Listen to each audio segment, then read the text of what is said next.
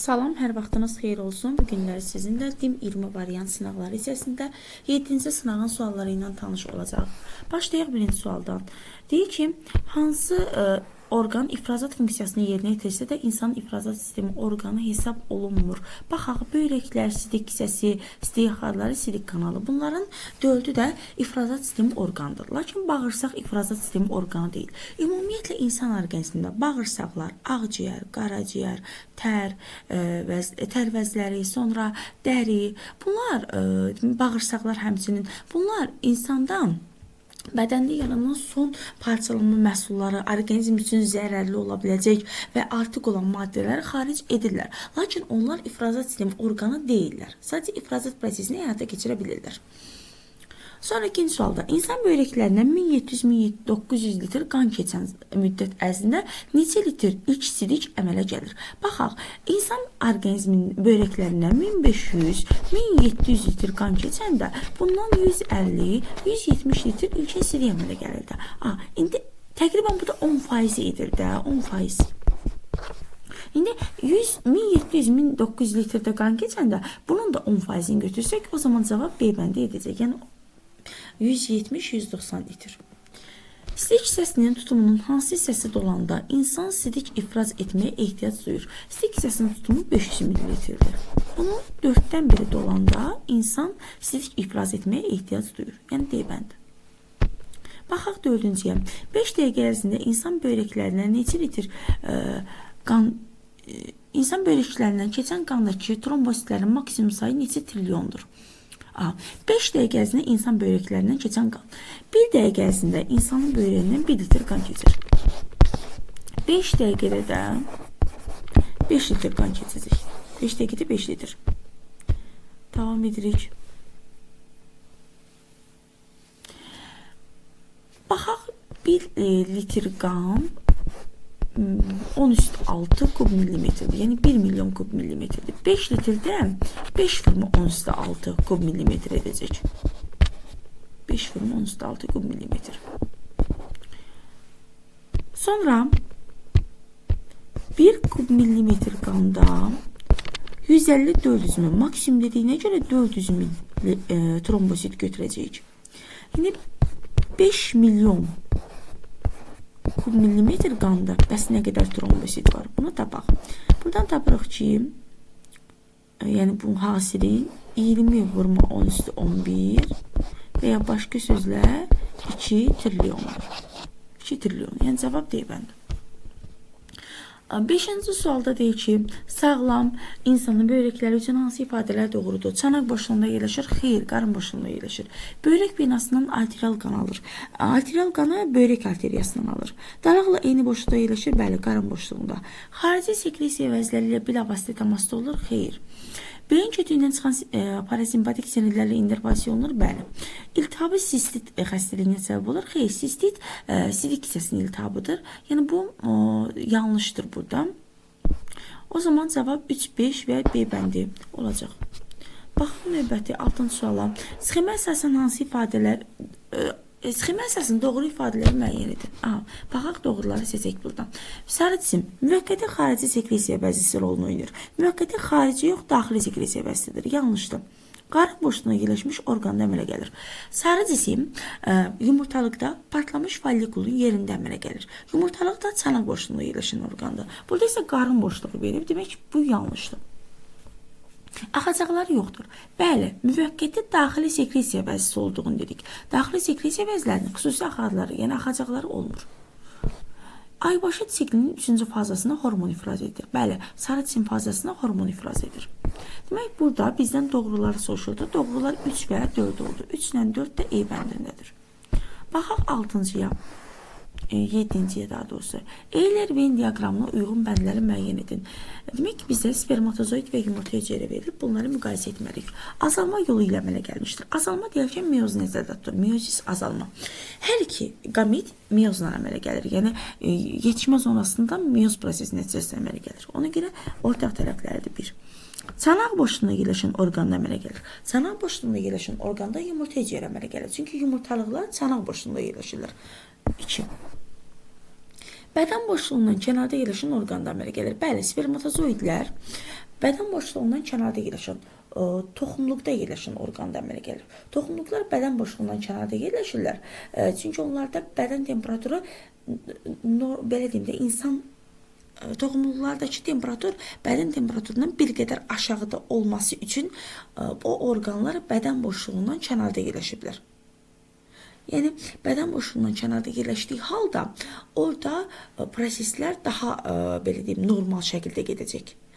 Normal bir spermatozoidlərin formalaşması üçün bədən temperaturundan bir qədər aşağı olmalıdır temperatur. Sonra aktiv hərəkətə malik deyil. Aktiv hərəkətə malik olmayan burada yumurta hüceyrədir. Çünki spermatozoidlərin aktiv hərəkət etməsi üçün qamçıları vardır. O zaman birinciyə 3 aid oldu. İkinciyə 2, 4. Üçüncüyə də 1. Abənd.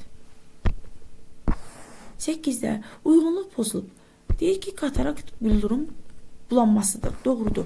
Otoskleroz eşitmə sümüklərinin böyüməsidir. Doğrudur. Sistit böyrəklərin iltihabı. Bu yanlış verilib burada. Pielonefrit sidik hissəsinin iltihabıdır.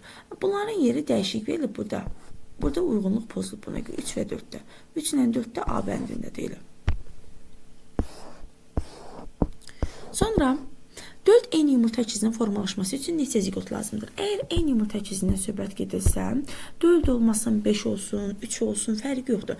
Hamısı bir zigotdan əmələ gələcək. Zigot bölünür blastomellərə. Blastomellərin təsadüfən bir-birlərinin ayrı düşməsi nəticəsində daha doğrusu müxtəlif sayda eyni yumurta əkizləri yarana bilir. Yəni bir dənə zigotdan hamısı əmələ gəlir. Sonra 10-cu sualda deyir ki, qadında 3 eyni yumurta əkizinin yaranması və inkişafında bilavasitə iştirak edən 3 eyni yumurta əkizidir. Eyni yumurta əkizləri bir zigotdan əmələ gəlir. Yəni ikisinin qiyməti bərabərdir. Ciftin sayı eyni yumurta əkizlərində cift bir ərədə olur. Göbək ciyəsinin sayı. Göbək ciyəsi isə fərqi yoxdur, eyni yumurta əkizdir, fərqi yoxdur, müxtəlif yumurta əkizdir. Yoxsa ümumiyyətlə əkiz deyil, tək uşaqda. Hər uşağın özünün göbək ciyəsi olur. Ona görə də uşağın sayına bərabərdir, yəni dölün sayına bərabərdir. Yəni 3'ə bərabərdir. O zaman burada bunların cəmin soruşur bizdən. Burada. Z-in də qiyməti 3 idi. Cəmi də bu şəkildə olacaq. 1, 1, 3, yəni 5. Cavab C bəndi olacaq. 11-ci sualda deyir ki, insan dərisi qəbul etmir. İnsan dərisi toxunma, təzyiq, ağrı, isti, soyuq kimi reseptorları qəbul edir. Amma daha doğrusu qıcıqları qəbul edir. Amma dadı qəbul etmir. 12-ci sualda deyir ki, hansı ifadə doğru deyil? Gözü hərəkət etdirən əzəllər gözün köməkçi aparatına bağlıdır. Aiddir. Bəli, gözü göz yuvasına bağlayan əzəllərdir. Bunlar göz almasını hərəkət etdirirlər. Onların işi pozulanda da çəpgözlük yaranırdı. Doğrudur bu. Buynuz qişə ağlı qişanın öndən davamı olub şəffafdır. Doğrudur.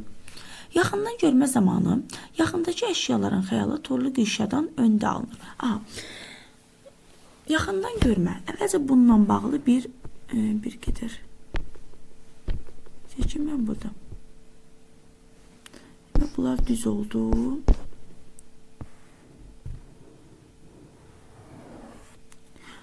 Yaxından görmə zamanı ya anadan gəlmə, ya da ki sonradan olaraq demək göz alması uzunsov olurdu. Göz alması uzunsov olurdu. Və bu zaman insan yaxından görmə zamanı uzağı pis görürdü. Və demək uzaqdakı əşyaların xəyalı bu səbəbdən torlu qişadan öndə alınırdı. Torlu qişanın üzərinə düşmürdü. Torlu qişadan öndə alınırdı. Tutaq ki, məsələn, belə deyim də bunu fərqli rənglə göstərim. Burada alınırdı. Torlu qişadan öndə alınırdı. Daha torlu qişada yox, torlu qişadan öndə alınırdı. Uzaqdakı əşyaların xəyalı. Uzaqdakı əşyaların xəyalı torlu qişadan öndə alınır. Burada isə deyil ki, yaxındakı əşyaların xəyalı torlu qişadan öndə alınırdı. Onsuz da yaxından görmədə yaxını yaxşı görür. Qaydasındadır. Burada bir problem yoxdur. Ona görə də bu öndə alınmır. Yanlışdır. Uzaqdan görmə zamanı yaxındakı əşyaların xəyalı torlu qişadan arxada alınır. Aynı D variantında verilənəcək. Uzaqdan görmə zamanı bu insanlar yaxını pis görürlər. Bunlarda göz almasının qabarıqlığı azalıb.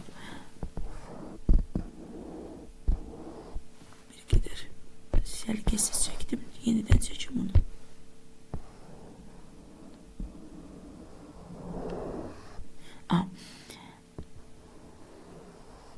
Belə deyim də. Xəyal alınmalıdır burada, tutaq ki, daha doğrusu üzr istəyirəm, xəyal alınmalıdır burada. Amma xəyal gəlir alınır bu hissədə. Bura torlu qişədir. Xəyal alınmalıdır burada, amma gəlir alınır burada. Yəni torlu qişədən arxada alınır. Çünki göz almasının uzunsovluğu azalıb. Buradan bura qədər azalıb. Aha. Bu demək ki doğru oldu. Bizə də yanlış lazım idi. Yanlış hansı idi? C bəndində verilən. Yəni 12-də cavab C bəndi olacaq. Sonra baxaq. Yaxşı inkişaf etmiş göz qapaqlarını say insanda. İnsanda ümumiyyətlə yaxşı inkişaf etmiş hər gözdə 2 göz qapağı var. Üçüncü göz qapağı bizdə yaxşı inkişaf etməyib, rudiment halındadır. Və hər gözümüzdə də 2 göz qapağı, 2 gözümüz olduğuna görə x-in qiyməti 4-ə bərabərdir. Y-də də yarımdairəvi kanalların sayı deyir. Daxili qulaqda 3 ədəd yarımdairəvi kanal var. Və 2 qulağımız olduğuna görə yarımdairəvi kanalların da sayı 6-ya bərabərdir. Bunların cəmin deyir, 6 ilə 4-ün cəmi 10 edəcək. 14-cü sualda insan gözünün köməkçi aparatına aid deyil. Köməkçi aparata aid deyil, kirpiklər aiddir, qaşlar aiddir, göz qapaqları aiddir, çöpçüklər aid deyil. Çünki gözün özünə aiddir da, göz almasının özünə aiddir. Yəni köməkçi aparata aid deyil. Göz yaşı vəzlərdir köməkçi aparatdır. 15-də insan orqanizmində say 2-dən çoxdur. Aha, oval pəncərə. Yəni oval pəncərə, dairəvi kisəcik, üzəngi sümüyü, yarım dairəvi kanallar, çəkic sümüyü. Bunlar, baxın, çəkic zindan üzəngi sümüklər. Bunlar hər qulağımızda hərəsindən bir ədəd idi. Yəni bunların sayı 2 ədəddir. Çəkic də, zindan da, üzəngi də. Bunlar 2-2-dir. Oval pəncərə hər qulaqda bir dənədir. Cəmi 2 dənə. Dairəvi kisəciklər hər qulaqda bir dənədir. Yəni 2 dənə. Yarım dairəvi kanallar isə hər qulaqda 3 dənədir. Toplam 6 dənədir. Yəni 2-dən çoxdur. O zaman cavab elə C edəcək.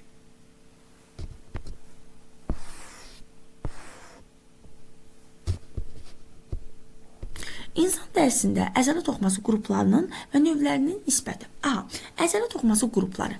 Ümumiyyətlə, insan bədənində 4 toxuma qrupu var.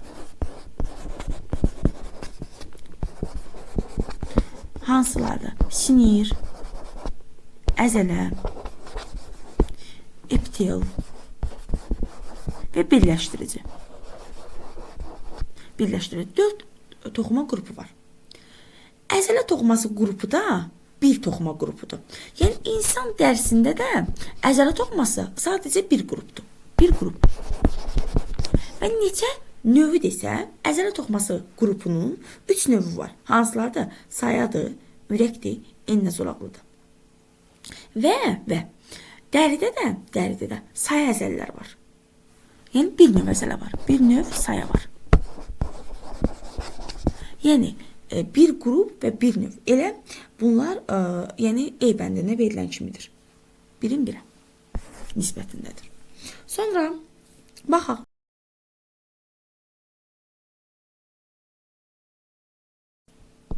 Aha, 17-ci sualda qalmışdıq. 17-ci sualdan davam edək. Deyir ki, hansı ifadə doğru deyil? İnsan dərisinin epidermisi çox qatlı epiteldən təşkil olunmuşdur. Bu doğrudur. Bəli, üst qat çox qatlı epitel toxumasından təşkil olunmuşdur. Doğrudur. İnsan dərisində xarici qlisiya vəzləri epidermisdə yerləşir. Xeyr, alt qatda yerləşir. Yanlışdır bu. Sadəcə epidermisin səthindən belə desəm ki, məsələn, tərin axarı epidermisin səthindən görünür. Yəni epidermisdən xaric olunur.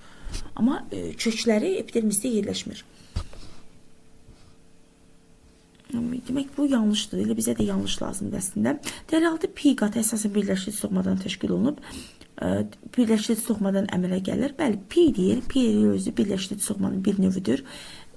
Demək bu da doğrudur. 4-də deyir ki, dərinin üst qatında melanin pigmenti sintez olunur. Bəli, melanin pigmenti dərinin üst qatında sintez olunur. Hansı ki, həmin melanin pigmenti dəriyə rəng verir. Bu da doğrudur. E'də deyir ki, işıqda dərinin sintetik funksiyası güclənir. Bəli, işıqda, məsələn, günəş şüalarının təsiri altında dəridə melanin pigmentinin və D vitamininə çevrilə bilən maddələrin sintezi güclənir. Demək, bu da doğrudur. O zaman nə oldu bizə yanlış? B bəndi. Tapdıq B bəndi. Keçək 18-ci sualda görək nə deyir. Doğru ifadələrin müəyyən edin. Aha, doğru lazımdır demək bizə burada. Diaqram verilib, baxaq. Deyir ki, şərtsiz reflekslər irsən nəslə ötürülür. Bəli, irsidir. Mərkəzlər onurğa beynində və beyin kötüyündə yerləşir. Doğrudur. İnsanın ömrü boyu qalmır. Xeyr, ömrü boyu qalır, daimidir. Demək, bu yanlışdır. Orqanizmin daxili mühitinin sabitliyini təmin etmir. Sabitliyi təmin edir. Bu da yanlışdır. Tormozlana bilər, bəli. Doğrudur. Reflekslərin 3 növü aid edilir. Əgər biz bunun növü ayırmalı olsaq, o zaman 4 növ deyərik də. Qida, səmt, cinsiyyət və müdafiə refleksləri. 3 növ deyil. Yanlışdır. İndi baxa, buradakı işarələr üst-üstə düşdü. Məsələn, x müsbət qoyulub. Mənə x müsbət olan lazımdır. Məsələn, 2-də verilib x və müsbət verilib. Mən 2-ni götürəcəyim. Sonra keçirəm, başqa yerdə x yoxdur, y-ə. Y-də mənfidir. Y-in mənfi olduğu yer lazımdır. Məsələn, burada y müsbət. Bu götürməyəcəyim. 4-ü götürəcəyim, çünki 4-də y mənfidir. Sonra baxım z-də. Z-də müsbətdir. Z-də müsbət olduğu yer lazımdır. 3-də z-i verib, orada da mənfi işarəsini verib. Götürməyəcəyim bunu. Sonra k-ya baxıram. K-da mənfidir. Mənə mənfi olduğu lazımdır. Yəni 6-cı. Çünki 5-də də müsbət verib. 2, 4, 6. Yəni cavab D bəndi olacaq. İnsanda müdafiə reflekslərinə aid deyil. Müdafiə refleksləri asqırma, öskürmə, göz qırpma. Bunlar orqanizmə düşmüş yad, məsəl üçün bir hissəciklərdən orqanizmi qorumaq üçündür, müdafiə üçündür. Amma məsələn burada çeynəmə refleksi verib. Çeynəmə, yəni bu müdafiə refleksi deyil. Bu məsələn ağza düşmüş qidanı çeynir. Bir qida refleksidir bu. Yəni burada 19-da D bəndi. Yəni müdafiə ilə əlaqəsi yoxdur bunun çeynəmənin. Hansı ifadə doğrudur? Obrazlı yaddaş idmançılar arasında yaxşı inkişaf etmişdir. Xeyr, idmançılar arasında yaxşı inkişaf edən obrazlı yaddaş deyil. İdmançılardır, rəqqaslardır. Bunlarda hərəkət yaddaşı yaxşı inkişaf edir. Yanlışdır. B-də deyir ki, emosiyalar əsasən gicgah payı ilə idarə olunur. Emosiyalar alın payı ilə idarə olunur. Bu da yanlışdır. Obrazlı yaddaş hisslərin yaddaşdır. Obrazlı yaddaş deyil bu. Emosional yaddaşdır, hisslərin yaddaşı. Obrazlı yaddaş obrazların, məsələn, təbiət mənzərələrinin yaddaşdır. Bu yanlışdır. 50-də deyir ki, 50 yaş, D-də deyir ki, üzr istəyirəm, 50 dedim. D-də deyir ki, 50 yaşdan sonra yaddaş güclənir. 50 yaşdan sonra yaddaş güclənmir. Əksinə, yaddaş zəifləyir. Bu da yanlışdır. Yəni 25 yaşa qədər yaddaş yaxşı inkişaf edir, güclənir. E-də deyir ki, emosiyaların yaranmasında alın və gicgah payları iştirak edir. Bəli, alın payı, gicgah payı və ara beyin emosiyaların yaranmasına iştirak edir. Evet, cavab burada. Sonra geçək növbəti 21-ə. İnsan, daha doğrusu hansı desibel səviyyəsindən yuxarı səslər insan sağlamlığı üçün təhlükəlidir? 90-dan yuxarı səslərdir bu. İnsan normal nitqi zamanı təqribən 50-60 desibel belə deyim ki, səslə danışır. Məsələn, qulaqcıqlarla bir musiqi dinlədikdə bu səs təqribən 90 desibel olur. Amma 90 desibel səsin özündə, yəni 90 desibelə qədər səsin özündə müntəzəm eşidəndə bu da problem yarada bilir. Amma 90 desibeldən üstün səslər, artıq bunlar təhlükəli səslərdir. Yəni 21-də burada D bəndi uyğun olacaq. 22-də deyir ki, stres anlayışını elmə gətirib və Hans Selye tərəfindən gətirilib, B bəndi burada uyğun cavabdır, digərləri yox. Dizenteri əmöbünün sistalarının sayı verilib 64 dənə. Görək nə deyir? İnsan orqanizminə düşdükdən sonra bu sistalardan əmələ gələn dizenteri əmöblərinin sayı. 64 dənə sistası. Bağırsağın düşəndən sonra bağırsağın aşağı şöbələrində bu 64 dənə sistanın hərəsinin demək ki, 64 dənə sistada əvvəlcə onu deyim. Hərəsinin 4 nübəlidir. Vurırıq 4-ü nüvələrin sayını tapırıq. Bu edir 256 nüvə. Hər nüvədən də 2 dənə yeni dizenteri əmöbü yaranır. Yəni 256-nı da 2-yə vururam, yaranan dizenteri əmöblərinin sayını tapıram. Bu da edir 512. Demək ki, orqanizmə düşdükdən sonra bu sistalardan əmələ gələn dizenteri əmöblərinin sayı 512 olacaq. Yəni X-in qiyməti 512-yə bərabər olacaq. 24. Eukaryotların törətdiyi xəstəlikləri müəyyən edin. Eukaryotlar, demək ki, prokaryotlar bakteriyalar idi. Eukaryotlar isə məsələn göbələk, heyvan və bitki orqanizmləridir. Bizə burada demək ki, lazımdır göbələklər və heyvanlar tərəfindən törənən xəstəliklər. Baxaq, təbii çiçək eukaryotlar tərəfindən törədilmir. Liamblioz, liambliya tərəfindən törədilir. Liambliya da demək ibtidai heyvandır. İçini götürürəm ona görə. 3. Yəni heyvan da eukaryotdur da dediyimiz kimi Sibir yarası prokaryotlar tərəfindən törədilir. Bakteriyalar tərəfindən törədilən xəstəlikdir. Qarın yatalağı, bu da prokaryot orqanizmlər tərəfindən törədilir. 5-də verib tinarinkoz. Tinarinkozu demək törədən öküz solteridir. Öküz solteri də heyvandır. Heyvan da eukaryotdur. 5-i götürəcəyik. 6-da leishmaniya. Leishmaniya törədir. Leishmaniya da ibtidai heyvandır. Yəni burada mənə uyğun olan cavab 24-də 2, 5 və 6 oldu. Keçək növbəti suala. Hansı ifadələr doğrudur? Malariya daşıyıcısının uçuş üçün 2 hərəkət orqanı var. Malariyanın bir var törədicisi, bir də var daşıyıcısı. Malariyanın törədən malariya parazitidir. Amma daşıyan, yəni paraziti daşıyan ağcaqanaddır. Ağcaqanadda 2 qanadlıdır. 2 qanadlıdır, bəli. Uçuş üçün 2 hərəkət orqanı, yəni 2 qanadı var. Bu doğrudur. Biri götürəcəm, doğrudur. 2-də deyir ki, toksoplazmanın həm əsas, həm də aralıq sahibi açıq qanlama sisteminə malikdir. Toksoplazmanın əsas sahibi məsələn it, pişik kimi heyvanlardır. Aralıq sahibi də insan ola bilər. Ümumiyyətlə xordallarda hər ikisi həm açıq, həm aralıq sahibi. Xordallarda da qanlama sistemi qapalıdır, açıq deyil. Bu yanlışdır. 3-də deyir ki, enterobioz törədicisi geohelmintlərə aiddir. Enterobioz uşaq biz quyruğu tərəfindən törədilir. Uşaq biz quyruğu əlaqə təmas helmintidir. Geohelmintlər isə o helmintlərdir ki, inkişafının müəyyən bir mərhələsini torpaqda keçirir. Geo, yer sözündəndir. Geohelmint. Helmint də ki, qurtdur. Geo, yer, helmint, qurt. Demək ki, buradan məsələn aid ola bilər, askarid aid ola bilər, ankilostoma aid ola bilər. Enterobioz aid deyil. Yanlışdır bu. 4-də deyir ki, dəmrov törədiciləri yalnız viruslardır. Dəmrovu göbələklər törədirlər. Yəni, dəmrov mikozdur. Yanlışdır bu. 5-də deyir ki, tinarinkoz törədicisi eukaryotdur. Bəli, tinarinkozu öküz solteri törədirdi. Öküz solteri də eukaryotdur. Doğrudur bu. 5 doğrudur. 6-da deyir ki, bakteriyaların həyat fəaliyyəti zamanı buraxdıqları zəhərlər eksotoksinlər adlanır. Bakteriyalar 2 cür zəhər hazırlaya bilirlər. Bir endo, bir də eksotoksinlər. Endotoksin o idi ki, bakteriya məhv olduqdan sonra onun daxili mühtəviyyatı, daxili endosu zəhərləyirdi insan orqanizminə. Amma bir də var idi, bakteriyanın həyat fəaliyyəti zamanı xaricə buraxdığı məhsul, xaric, eksotoksinlər insan orqanizmində zəhərlənmə yaradır. Yəni, burada həyat fəaliyyəti zamanı buraxdığı deyilsə, xaric etdiyi eksotoksin. Yəni, bu doğrudur.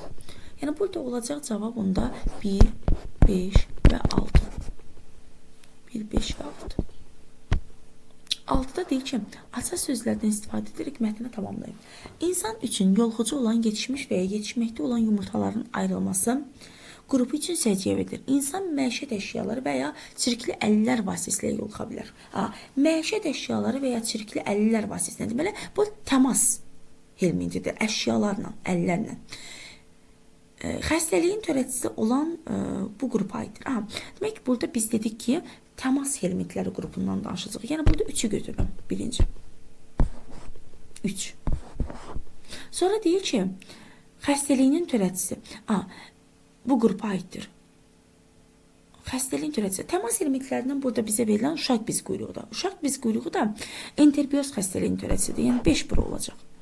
Enterobioz xəstəliyinin törədicisi olan uşaq biz quyruğu da, yəni 2-də bu qrupa aiddir. O zaman ardıcıllıq belə olar.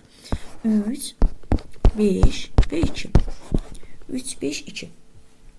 Ardıcılığı düz olacaq. 27-yə baxaq. 27-də deyir ki, uyğunluğu müəyyən edin. Helmint verib bizə. Temas, geohelmint və biohelmint. Elə yuxarıdakı testin oxşayır bu da. Oradakı cavablar oxşayır. Temas elementi. Dedik ki, temas elementi uşaq bez quyruğuydu. Yəni 1-ə A.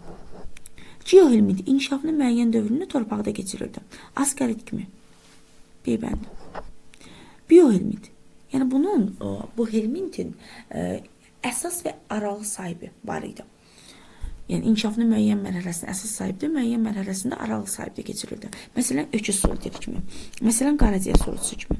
Burada bir də Maliariya paraziti verilib. Maliariya paraziti qurd deyil. Burada helmintlərdən, qurdlardan biz danışırıq. Bu qurd deyil. Ona görə onu götürməyəcəyim. Beləcə 1-ə A, 2-yə B, 3-ə də C və E uyğun olacaq. Keçək növbəti suala. Açıq suallar da artıq burada. Açıq suallar 28-dən başlayır. Görək nə deyir.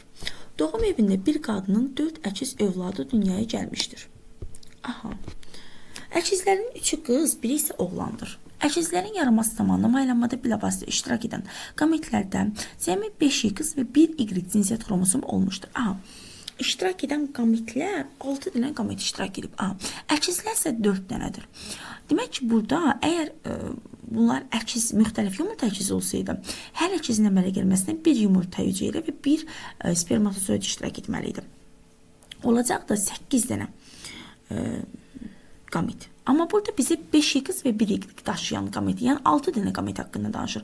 Demək ki, burada müxtəlif yumurta əkizləri deyil. Yəni hamısı ən azından deyil. Amma bunu da oxuyuram ki, 3-ü qızdır, 1-i oğlandır. Deməli, bir qismi müxtəlif yumurta əkizidir, bir qismi də eyni yumurta əkizidir. İndi baxaq. 4 uşaqdır. Götürək bunun ikisinin eyni. Çünki əkizdirlər axı. İkisini də müxtəlif yumurta əkizi kimi götürək. Bu müxtəlifin biri qız olsun, bir qız olsun, bir dənə də oğlan olsun. Çünki Y iştirak edib baxa. Hökmən oğlan dünyaya gəlməlidir burada. Buradan da məsələn oğlan cəmi bir dənə ola bilər də. Testə görə. 3-ü də qız olmalıdır. Qızın biri buradadsa, deməli ikisi də buradadır. Burada da 2 dənə qız var. Bir qədər pozum səliqəli yazım. Deməli ikisi eynidir. Yəni qızdır. 2 qız. İkisi isə müxtəlifdir. Bunun biri qızdır, biri də oğlandır.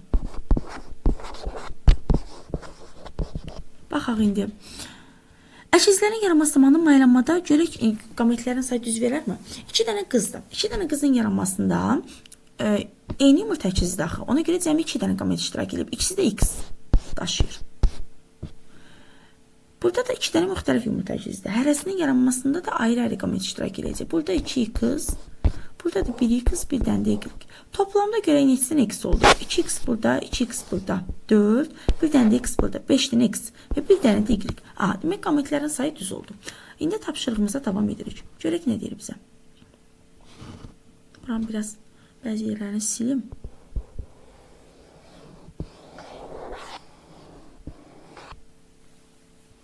Baxaq. Bir qız, bir oğlan idi da bu. Bu uşaqlarda embrional inkişaf zamanı neçə cift əmələ gəlmişdir və onlar neçə zigotdan inkişaf etmişlər? Neçə cift əmələ gəlmişdir? Eyni yumurta əkizlərini, əkizlərin sayından asılı olmayaraq bir dənə cift olur. Yəni yuxarıda bir dənə cift, bir cift. Amma burada müxtəlif yumurta əkizlərdir. Hərəsinin ayrı-ayrı cifti olacaq. Bir cift burada, bir dənə də cift burada. Toplam neçə cift oldu? 3 cift. Baxaq. Onlar neçə zigotdan inkişaf ediblər? Eyni yumurta əkizləri bir zigotdan inkişaf edir. Bir zigot. Bunlar isə ayrı-ayrı zigotdan inkişaf edirlər. Yəni bir zigot burada, bir dənə zigot burada. Toplam 3 zigot. Demək 3 zift və 3 zigotdan inkişaf etmiş olacaqlar bunlar. 3 zift və 3 zigot. 3-3 olacaq hər ikisindən cavab. Sonra keçək. Görək 29 dənə deyir. Baxın. Əmələ gələn ziqotların neçəsi eyni cinsiyyət xromosomlarına, neçəsi müxtəlif cinsiyyət xromosomlarına malik olmuşdur? Aha, demək ki, əmələ gələn ziqotların neçəsi? Biri XX idi, hansı ki o eyni yumurta ikizi olan 2 qız əmələ gətirirdi. Biri müxtəlif yumurta ikizləri idi, biri XY idi, biri də XX idi. Demək ki, neçəsi eyni cinsiyyət xromosomuna malik olmuşdur? Burada eyni cinsiyyət xromosomu var, bir də burada var. Yəni ikisi eynidir. Eyni cinsiyyət xromosomu idi. Biri isə müxtəlif cinsiyyət xromosomu, yəni X və Y-ə malik olmuşdur. İkisi eyni, biri müxtəlif. Yəni 2-1 olacaq. 29-da 2-1. Sonra 30 dənə deyir. Bətəndaxili inkişaf zamanı yaranan göbək ciyələrinin sayı müxtəlif cinsiyyət xromosomlarına malik ziqotlardakı autosom xromosomların sayından neçə dəfə az olmuşdur? Aha. Hər uşağın, istər eyni olsun, istər müxtəlif yumurta ikizi olsun, özünün göbək ciyəsi olur. Demək ki, burada neçə dənə uşaq var idi? 2 dənə qız var idi, eyni yumurta ikizi. Bir müxtəlif yumurta ikizi olan qız var idi. Bir dənə müxtəlif yumurta ikizindən oğlan var idi. Yəni bir qız, bir oğlan idi. Yəni toplam 4 uşaq var idi. 4 uşaqdırsa, bu eləyəcək 4 cift. Amma bitmədi, məsələ davam edir. Cift soruşmur, üzr istəyirəm burada. Hə, göbək ciyəsi soruşur. Üzr istəyirəm, cift niyə yazdım ki, mən göbək ciyəsi deyil bu. Cift yox. Cift olsa say 3 dənə o cift olacaq. Çünki biri eynidir, bunların ikisinin bir dənə göbək cifti olur. Aşağıdakilərin də ayrı-ayrı. Demək olur 4 göbək ciyəsi.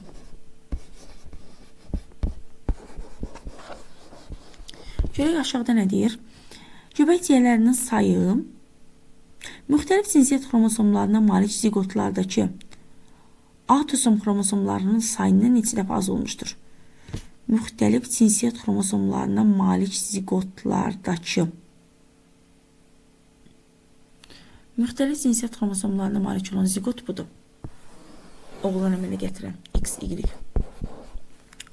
Autosom xromosomların sayından neçə dəfə az olmuşdur?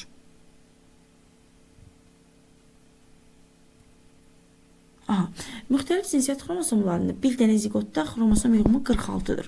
Bunun 44-ü autosomdur, bircüsü də cinsiyyət xromosomudur. Autosom xromosom sayı 44 isə 4 44-dən neçə dəfə desəm ki, böyükdür? 11 dəfə. Demək neçə dəfə az olmuşdur deyilsə 11 dəfə az olmuşdur elə. Bu doğru cavab olacaq. Aha, bu suallar da burada 7-ci sınavda burada tamamlandı. Çox sağ olun, diqqətinizə görə hər birinizə